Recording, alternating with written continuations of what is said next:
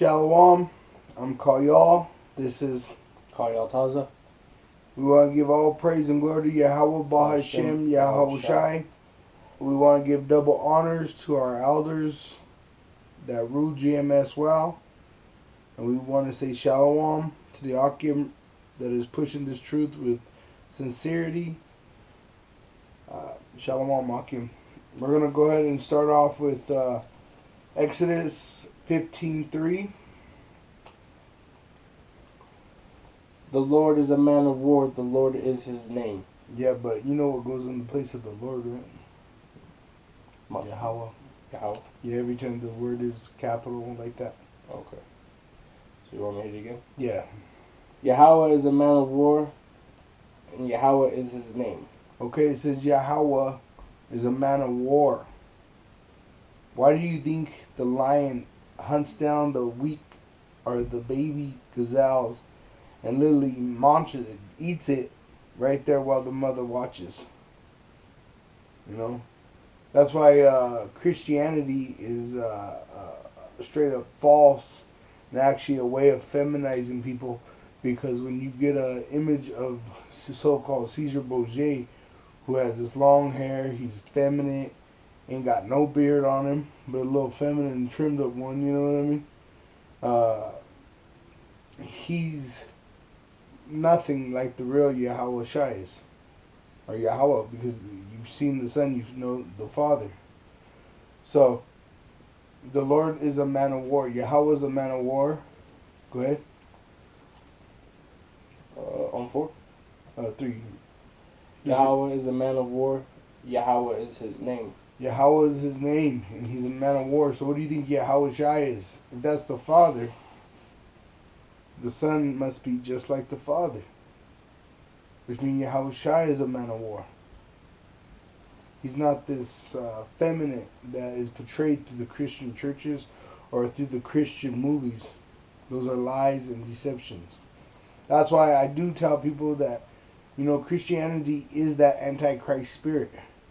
And the anti means against, and then Christ was supposed to be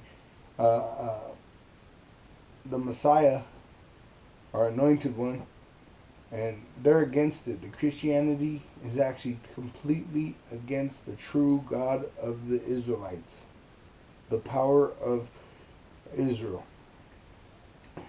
Okay, so now let's go to Matthew 10:34.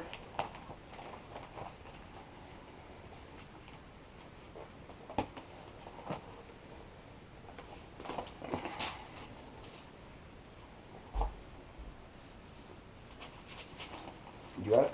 Yeah. Okay, go ahead. This is Matthew 10:34. Think not that I am come to send peace on earth. I came not to send peace, but a sword. See, he says right here, this is himself saying this because actually the writing is red, which means this is supposed to come from Yahweh Shai's own mouth. It says, think not that I am come to send peace. Meaning he didn't come to bring peace on this earth. When he came to die on that cross, literally that was him paying for the sins of Israel. And only Israel has sin because we're the only ones that received the commandments in the wilderness. When Moses received them, he brought them down, and it was only the children of Israel that was in the wilderness. Okay? So it says, think not that I came to... Read that again. Think not that I am come to send peace on earth. I came not to send peace, but a sword. I came not... Read that part. I came not to send peace. I came not to send peace, but a sword. What is a sword for? A sword is for killing, destruction, to destroy another military or a power. So the Lord's telling you, he didn't come to bring peace. He came to bring a sword, a war. He's bringing war. Why? Because we just read that. The Lord is a man of war. The Lord is his name. Now, the son of the Yahweh is saying, which is Yahweh Shai, is saying that he did come to bring peace. That's another cut against the Christianity. They talk about peace, world peace, all this craziness, and it's actually nothing compared to what the Bible says. Okay, Christianity of today and this Bible, which we read out the King James because that's the most accurate, because it was actually translated by a Hebrew Israelite, which was King James. But to stay on track, the Lord did not come to bring peace, but a sword. Go ahead, keep going. 35. For I am come to set a man at variance. At difference, that's what that is a difference than against. Go ahead. Against his father, and the daughter against her mother, and the daughter-in-law against her mother-in-law. See? That doesn't sound like coexist. That doesn't sound like you're supposed to just bow down and submit to everybody that is next to you or that you are supposed to deal with. But it's actually saying that he came to bring variance. Alright? Now go ahead. And a man's foes shall be they in his own household. The man's foes shall be what is it? They of his own household. Pretty much his own family then. Yeah. So his enemies are going to be his own family, his wife, his children, and you wonder how is that going to be, right? Well, you know what? When you start coming into this truth, well, there's action that it requires. So, like, one is growing a beard. I've never grown a beard. And most women hate beards. You know. But, you know, that could be an issue with you and your woman. Pig. Stop eating pig. Your children might enjoy that breakfast bacon. Your wife might enjoy that breakfast bacon. Your father, your mother, whatever your situation is, your living situation. And that's hard because, like, if you live in a house with others, you know, perhaps you have a certain diet because you're trying to live correctly to the commandments. But in your own household, you got people that will actually go against you. Like, say, a mother, a father, a wife, a brother, a sister, your own children, once again. Go ahead. Oh, hold on. And that's why the Lord is saying He came to bring variance. I mean, there's going to be difference because some of us are going to receive it and some ain't. If you got two third brothers and sisters, you know, they're not going to do what the Lord says. Okay? So then that's a variance. That's a difference. Or your mother or father, say they're not believers. Or maybe they're caught up into Christianity that says they can eat and do whatever the hell they want. Go ahead. He that loveth, he that loveth father or mother more than me is not worthy of me. Meaning, how do you love your mother or father more than you love the Lord? And that means doing what your mother or father says to do. Like celebrating birthdays. You're not supposed to celebrate birthdays. That was actually done to us while we were in slavery, where we had to go show homage to the Pharaoh. Every once a month we had to go show him a homage and say, long live the Pharaoh. We're glad you were born to rule over us. You know, some bullshit like that. So, like, say your mother, your father, your wife, they want to do these birthdays for the kids. They want to keep doing Christmas. And, like, Christmas is actually the celebration of the destruction of the Israelites. You can find that in Revelation. In Jeremiah, it says not to do these acts of the heathens. I believe it's Jeremiah 10, I believe it was. But I want to stay on track, so I don't want to go there yet. Go ahead. Read that 37 from the top. He that loveth father or mother more than me is not worthy of me. Okay. And stay there. I'm going to bring out this John. So what this means. This is John, because a lot of you Christians don't even know what love is. A lot of people don't know what love is. Not just Christians, but just a lot of people. So I want to clarify what love is. Here it is. 1 John 5, verse 3. For this is the love of God, that we keep His commandments, and His commandments are not grievous. So loving, so if it's saying you love, It said, "He that loveth father or mother more than me is not worthy of me." That's saying you obey your mother or father's commandments over the Lord's commandments. That's what that's breaking down to. That's why there's going to be a variance. That's why the Lord said, "I didn't come to bring peace." All right? Because he's a man of war. So if that's our master and he's into war, guess what he's doing to us? We're right along for the ride too. Go ahead. And he that loveth son or daughter more than me is not worthy of me. There you go again, son or daughter. All right? That could happen with your girl. Say your girl, she gets all offended at this truth. It's too much for her to handle.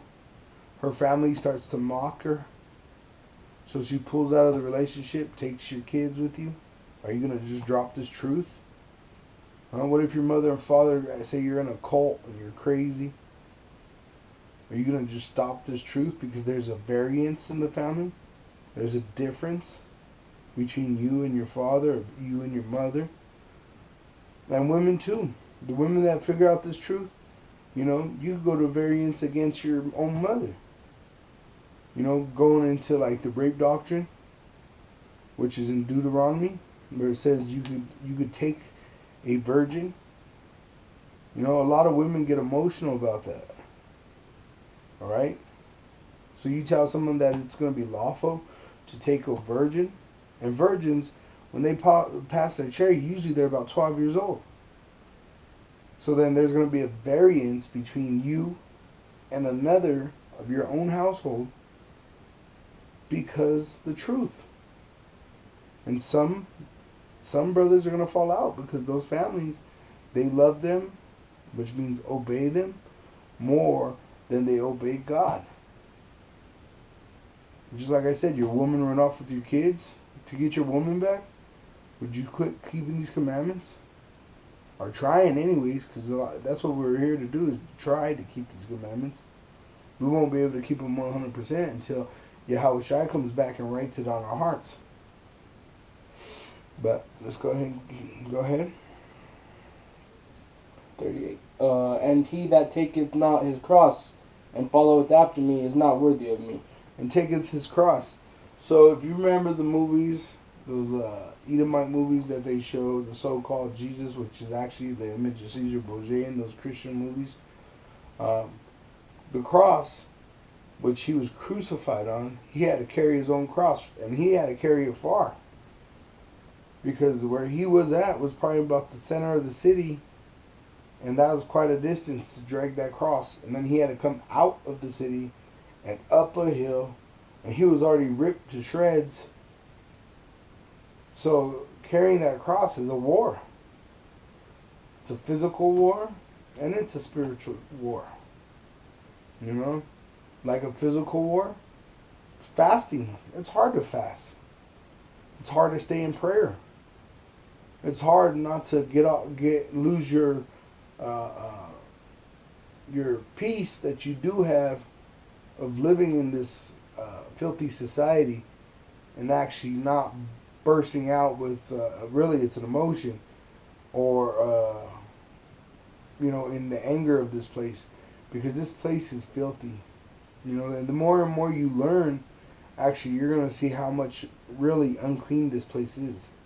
And once you realize how unclean this place is, you're really going to see how unclean each of us are as an individual. And that's actually what stirs up that fire inside you. That's really what starts getting you going. Because when you're learning the truth about what these people are doing to us and done to us, that's gasoline for the fire. That's why these brothers get out there in those camps and they get passionate, and the Holy Spirit's coming out like they're breathing fire right out their mouth, because the studying and the training of this war. The Lord is the one that's teaching us the war here. Okay? He's our master. He is a man of war. He says himself, his son, because Yahweh Shai says he doesn't come to do his own will, but comes to do the Father, which who sent him. So the son doing the Father's will says, I ain't coming to bring peace. In fact, I'm going to bring a sword. The sword cuts. And it says there's going to be a variance between you and your own household. And if you don't love him more than your own family, let alone your own kids, which is hard for people to understand, especially Christians, because they don't know what love is. But it says to take up your cross and follow him. And that's meaning to literally let this world go down on its own. Let it die. Don't look back, whatever your cross is.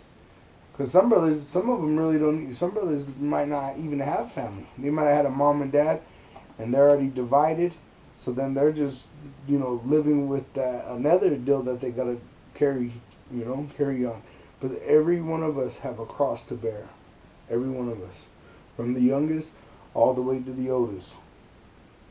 Okay? And it's going to be a long walk. Hard. Like Elder Tahar, like our elders say. What do you got to complain about? They've been in it for 30 years. They've been dragging that cross for over 30 years. You don't think they get burned out and frustrated? That's why we give them double honors. Because those are diligent men. And it's a blessing to have men in that place, in that position. And honor is actually a position. All right? You would honor a position. That's what you do. And a position is given, power is actually given by the Father. He's the one that dedicates whoever to that position. Go ahead. He that findeth his life shall lose it, and he that loseth his life for my sake shall find it. Okay, read that half right there and then. Okay. He that findeth his life shall lose it. So he that findeth his life. Meaning, before I knew this truth, I felt like my life was worthless. I couldn't even know why I was born. I've been going to church ever since I was a kid. I've been to every church too, from Jehovah's Witness to Catholics. Christian, went to Christian for a long time, for years. But once you find this truth, you find your life. Because you say, okay, now I know what's my value. Okay? Because when you don't have the truth, really, you don't have no idea of your value at all. I mean, we're still learning as we go every day. But before that, that's why a lot of brothers get caught up in real bad alcoholism. Because you don't feel like you deserve any better. Women, that's why a lot of our sisters are out there just tossing themselves around or showing their bodies off, for every man to gawk at. Because they don't have no value. Their self-esteem is so destroyed since they were a child, So, literally, in this truth, you start to find your life. Alright? Shall lose it, meaning that's why the variance. Because literally people are going to invite you to go do these parties and barbecues and all this other worldly shit, and you got to turn it down. That's your cross. You got to turn it down. Or your son says, "Oh, my cousin's having a birthday party. Please, Dad, can I go?" You say no. He might turn around and say, "I hate you, Dad." Your wife, she knows someone that's having a child. They're having a Baby shower. You're not supposed to be involved in that shit. But you tell her, no, you need to stay home. She might fight with you just to get out the house. And you tell her, all right, she'll be like, oh, I ain't gonna go. I'm gonna just go to the store. She'll be end up over there. She'll be lying to you. That puts a disagreement, a difference between you. So you're gonna lose it in this reality, in this truth. You're gonna lose a lot, but it's actually just like losing weight. It's better that you do it because you're gonna be in a war, and when you're at war, you want to be carrying all kinds of extra weight or luggage that's unnecessary. Go ahead. And he that loseth his life for my sake shall find it. Meaning the one that's willing to do that losing is the one that is going to find it. Meaning find his life. Why? Because you're going to get a crown of life.